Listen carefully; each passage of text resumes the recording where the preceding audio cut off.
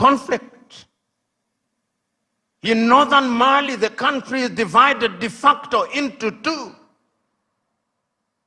In the Democratic Republic of Congo, 120 armed groups, yet it is the busiest airspace in the continent of Africa. Minerals are being taken away to Europe and America.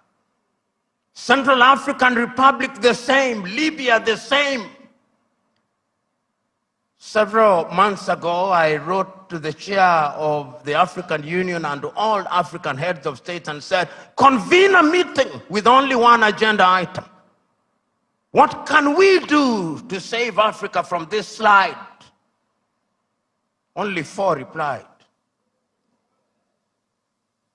That is the state of the continent of Africa. We must deal with the basic things.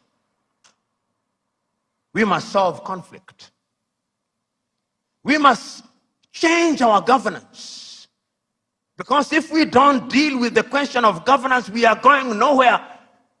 Africa has become a continent where after every election there is conflict. Because the pursuit of power is a cutthroat competition where throats are actually cut.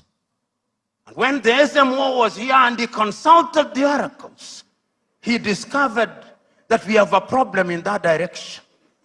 And that the sooner we resolve that, the safer we will be.